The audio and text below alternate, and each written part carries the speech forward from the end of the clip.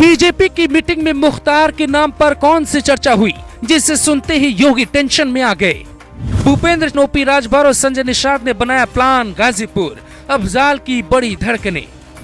बिना मुख्तार बिना अतीक कैसे होगा पूर्वांचल का चुनाव, समीकरण सुन अखिलेश बांट रहे मिठाई।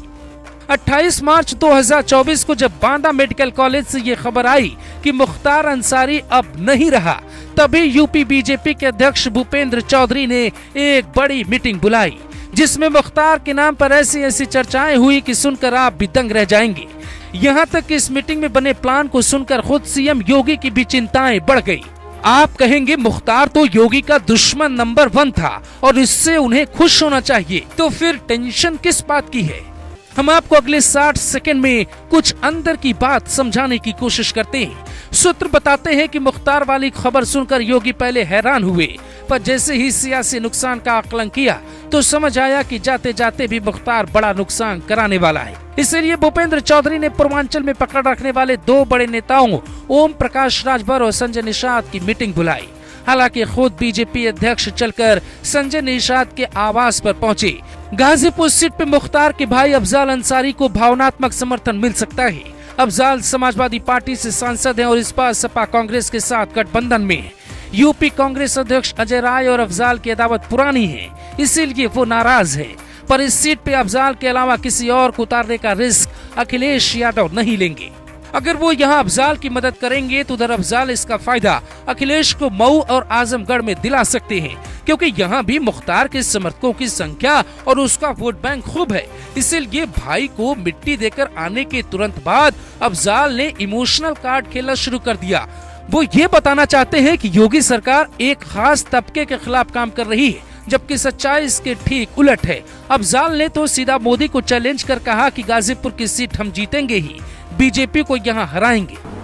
और गाजीपुर की जनता इतने मूड में है कि इस बार सारा रिकॉर्ड टूट जाएगा, कैंडिडेट चाहे जिसको लाए, क्योंकि जुल्म अत्याचार तो सरकार अपने तंत्र का दुरुपयोग करके कर सकती है, लेकिन ये जो जनता है, ये जो गरीब लोग हैं, ये हमेशा सत्य के पक्ष में खड़े होते हैं।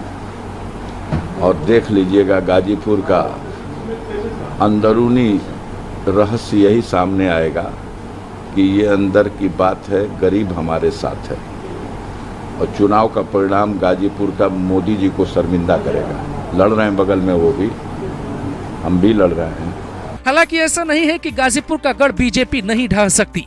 11 महीने पहले हुए निकाय चुनाव में बीजेपी ने 8 में से 4 सीटें जीती थी, जबकि सपा ने 3 और निर्दलीय को 1 सीट मिली थी। उससे पहले साल 2022 के विधानसभा चुनाव में गाजीपुर की कुल 5 विधानसभा सीटों में से 4 पे सपा को जीत मिली थी। 1 सीट सुभाषपा के खाते में गई थी। सुभाषपा के मुखिया ओपी राजभर अभी योगी सरकार में मंत्री है। इस सीट पे यादव, मुस्लिम और दलित वोटर्स का कब्जा है। यही हाल पूर्वांचल की कई सीटों का है। यहाँ तक कि अतीक वाली प्रयागराज सीट पर भी ऐसे ही समीकरण बन रहे हैं, पर अतीक को गए वक्त हो गए हैं। इसीलिए बीजेपी के लिए इस सीट पे ज्यादा चिंता की बात नहीं है, पर गाजीपुर को लेकर सबकी धड़कनें बढ़ी हुई है। इसीलिए मुख्तार के जाते ही बीजेपी ने सियासी समीकरणों को फिट करने की कोशिश शुरू कर दी।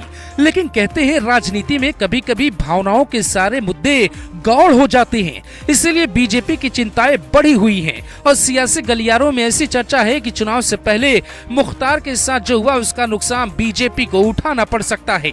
इसीलिए कई लोग ये भी दावा कर रहे हैं कि मुख्तार के साथ जो हुआ उसमें ब्रजेश सिंह का भी हाथ हो सकता है, क्योंकि ब्रजेश सिंह के एक केस में मुख्तार की गवाही होनी थी। गवाही अगर हो जाती तो फिर ब्रजेश की मुश्किलें बढ़ सकती थी। ये दावा मुख्तार के परिवार वाले भी कर रहे हैं कि मुख्तार को रास्ते से हटाया गया है। तो सवाल है कि क्या योगी राज में खेल किसी और ने किया है, जिसकी जानकारी अभी सामने आना बाकी है। आप इस बारे में क्या सोचते हैं, कमेंट कर जरूर बताइए। Bureau report, global Bharat TV.